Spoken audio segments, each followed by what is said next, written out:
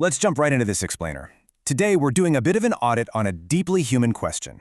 For thousands of years, humanity has leaned on institutional religion for answers, for community, and for a moral compass. But lately, a growing number of people are asking, is institutional religion actually overrated compared to its real-world benefits? We're going to dive into a broad synthesis of modern critiques to figure out exactly why so many seekers today are reevaluating the whole idea of organized faith. And don't worry, we're going to objectively look at the evidence from both sides. So, let's start by validating a universal truth here.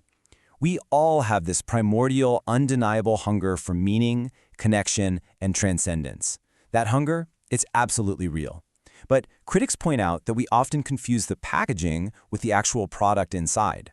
As the critique notes, much of what people genuinely love about religion isn't exclusively religious. What we cherish the most, stuff like the deep community, the rituals, the ethical scaffolding, those aren't inherently tied to supernatural theology. They're just fundamental human needs that religion has historically packaged up and provided for us. Section 1. The unseen overhead. The gift versus the wrapper. To really grasp the modern critique, we've got to separate our basic human needs from the institutions that deliver them. Think of religion like a beautifully wrapped present. The gift inside is the good stuff. The warmth of shared values, the rhythmic grace of a meaningful ritual, that incredible sense of belonging. But then you have the wrapper, right? That's the rigid dogma, the ecclesiastical politics, and the massive institutional bureaucracy holding the whole thing together. When people fiercely defend their faith, they're usually just trying to protect that beautiful gift of human connection. The critique, though, is that this heavy wrapper, all those doctrines and rules, has gotten so thick that it literally stifles the spiritual vitality it's supposed to be protecting. And that brings us to this fascinating concept, the complexity tax. Institutional religion often sets itself up as this absolutely essential middleman between you and the infinite. But hey, keeping a middleman in business is expensive. Instead of just focusing on ethical living or simply being kind to your neighbor, an incredible amount of energy gets funneled into maintaining a religious brand, attending highly specific rites, or navigating internal politics. So we have to ask, does all this exact a complexity tax that just overcomplicates what could be a super simple personal moral code? Let's head over to Section 2, Ethics Beyond the Divine. Here, we'll see how this challenges the deeply ingrained idea that goodness literally requires a God. One of the most persistent claims made by institutional faith is what critics call the moral monopoly fallacy. Basically, it's the assumption that religion is the one and only source of objective morality. But the data from pro-social evolution tells a totally different story. Empathy, cooperation, a sense of fairness, these are actually biological and sociological imperatives. They're survival mechanisms that allowed our species to thrive long, long before anyone ever penned the first scriptures. Morality isn't just a divine dictate, it's practically a biological necessity. The real kicker here is that reducing morality to a divine checklist can actually stunt our moral development. Notice the stark difference. Genuine internal moral reasoning is tough. It involves the hard, messy work of wrestling with competing values in a world full of gray areas. On the flip side, when you rely completely on external compliance, you get this outsourced ethical judgment. You're just acting a certain way purely out of the fear of hell or the hope for heaven. Critics argue this acts like a moral crutch, swapping out genuine character building for just primitive obedience to an authority figure. Then there's the whole issue of what we might call transcendental escapism. Now, obviously, the promise of heaven or cosmic justice is incredibly comforting, but it can also act as a barrier to real progress. Think about it. If you believe this life is just a quick prelude to a permanent, perfect afterlife, that can kind of infantilize your relationship with mortality. And worse, it can short-circuit the healthy anger and civic urgency we actually need to dismantle systemic rot and injustice right here, right now. Sometimes that wait-and-see strategy of divine justice trades the urgency of building a better real world for the distant promise of a better heaven. All right, on to Section 3, Stagnation and Tribalism. Let's look at the institutional cost. What's really interesting here is mapping out the historical gap between religious hype and observed reality. Take truth, for instance. The promise is absolute certainty, right? But the reality shows conflicting claims that constantly shift over time. Or look at inquiry. Faith is heavily promoted as a virtue, but functionally, it often acts as a thought stopper that completely stifles curiosity. When ancient texts bump up against modern scientific consensus, it creates this massive cognitive tension for the believer, basically forcing them to compartmentalize their logic just to hold on to their faith. And these costs definitely scale up systemically. Critics are quick to point out a persistent historical pattern. religious institutions consistently betray their own ideals just to protect their power. I mean, the historical record is pretty full of abuse, financial corruption, and the weaponization of belief to justify wars, colonialism, and the suppression of marginalized groups.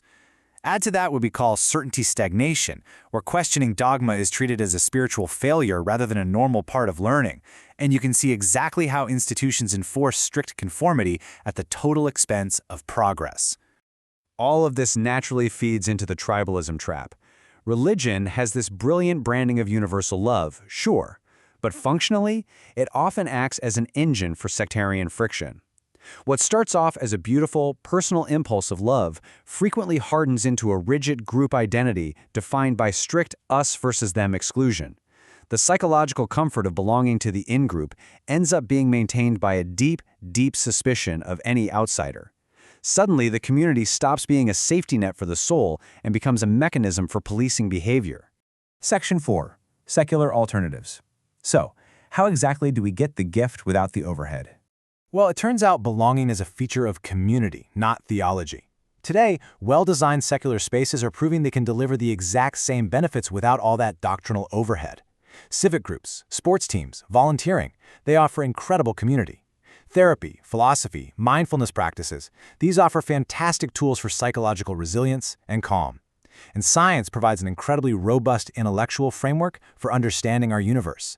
We're increasingly waking up to the fact that we can cultivate emotional support and ethics using reason rather than relying on supernatural claims. But what about meaning? Because that need to matter on a cosmic level is profoundly real. The thing is, constructing a rich, sustaining legacy doesn't strictly require a metaphysical framework.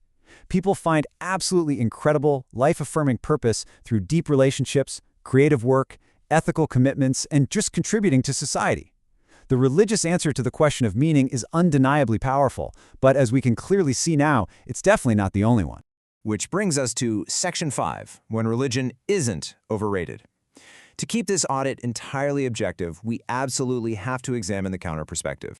Because we simply cannot ignore the profound historical and practical benefits here.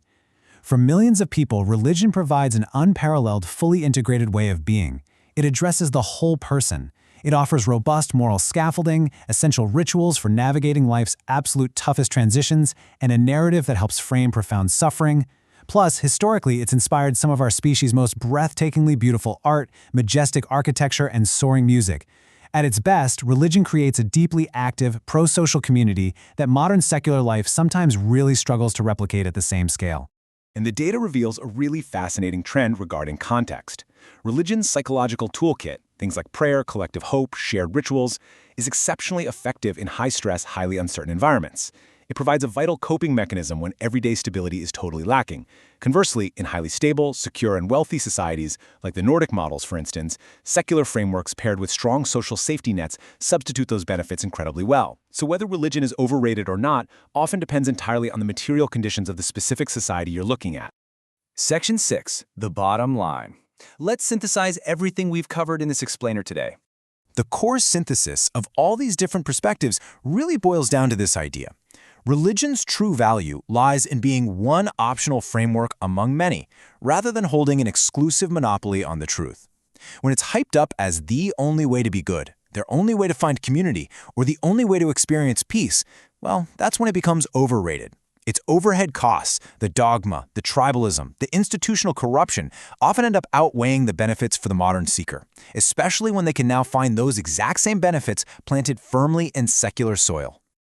Ultimately, the hunger for meaning is a permanent feature of who we are as humans. So we're going to leave you with this final thought to chew on. Can humanity embrace the beautiful gift of our shared connection on its own, or is the institutional wrapper inextricably tied to the gift itself? Thank you so much for exploring this fascinating topic with us today.